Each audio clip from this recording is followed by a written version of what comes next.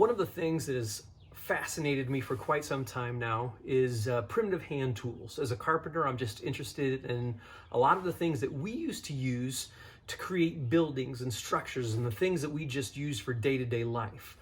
So for me, one of the things that I've loved and been interested in working more with is axes. We used them to cut down trees, to build log cabins. Certain axes were made to then create timbers for timber frame structures. So I made a habit of collecting quite a bit of axes, quite a few of them. Always my plan to refurbish them, to bring them back to life, because I hate to see a lot of times nobody uses them, so they're in somebody's garage just rusting away, or in a shed or in a barn.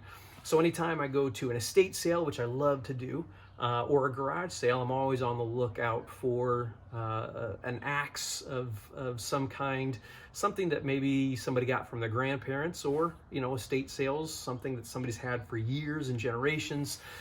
So what I want to do is I want to show you some of the axes that I've collected, quite a few of them, but some that I'm looking hopefully soon to restore, and that'll be another video. So let's take a look at what I've got. So over here in the corner of my garage is the axes that need the most attention. I do have others, but those are fully functioning and don't need any work done to them. This is just the two buckets where I stick the ones from garage sales and estate sales that need work done on them. So starting on this end, I've got my double-sided axes and my Jersey axes. Most of these were used for, of course, cutting down the tree itself. Next to it, we have the smaller size. These are camp axes, or boys' axes, what they used to call them. Just something you'd use around the camp to cut down small kindling and break that down for fires. They are about 8 inches shorter or so, 24 inches in total. Most of your other axes are going to be 32, 34, 36 inches from one end to the other. These are about 24 inches. They also used to call them like saddle axes, just something you could, of course, put on your pack and carry around from campsite as you were traveling. Got a demolition axe right here. No, not that one. That one right there. It's got a lot of age to it, but man, I just think that's a cool looking axe. I need to touch up that edge quite a bit.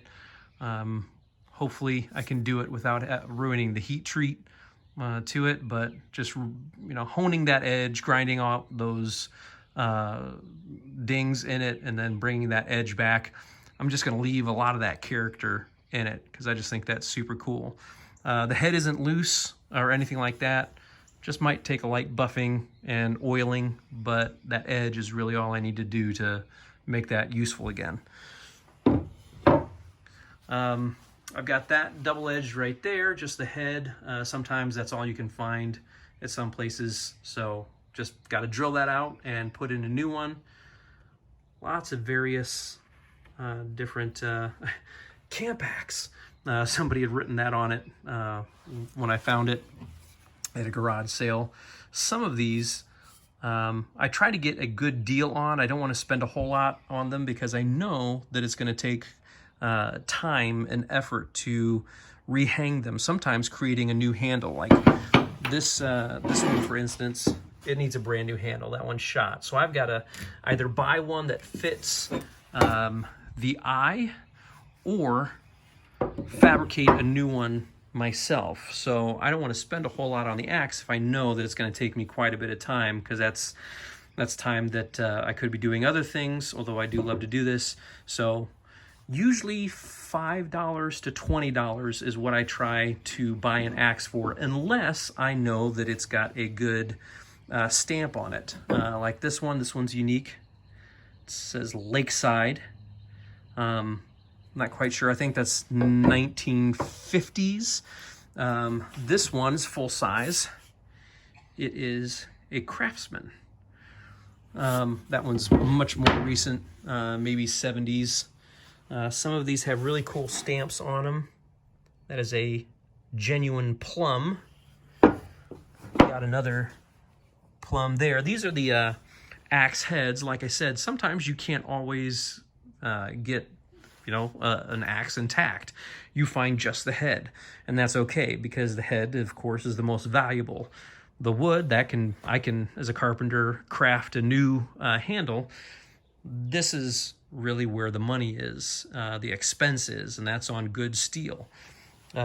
This is a true temper tomahawk. It's a nice light, I'd probably say maybe a 1 1/4 pound axe head. Some of these are more utilitarian in nature, as like actually building something.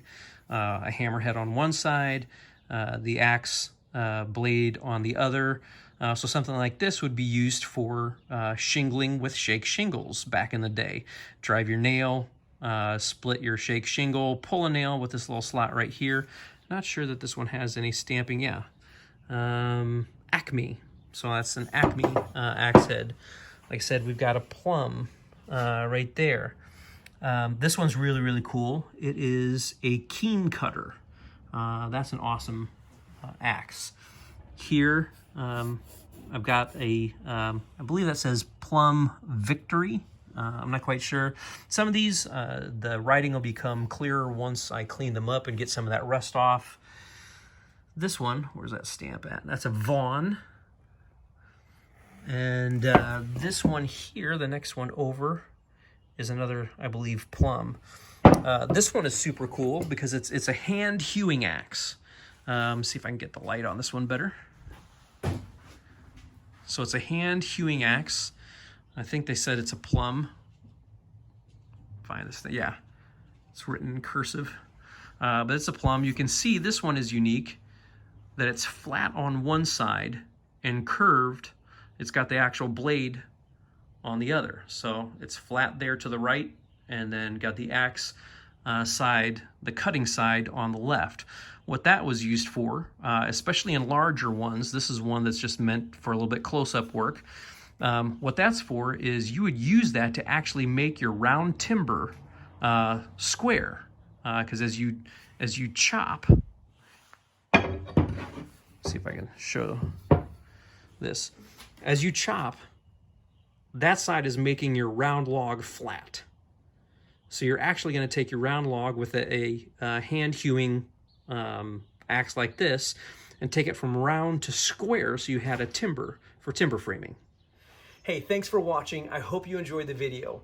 Do me a favor, hit the subscribe button, and in the comments below, let me know which one of these axes you might like to see me restore, and that'll be one of the next videos that I put up. I'll see you next time.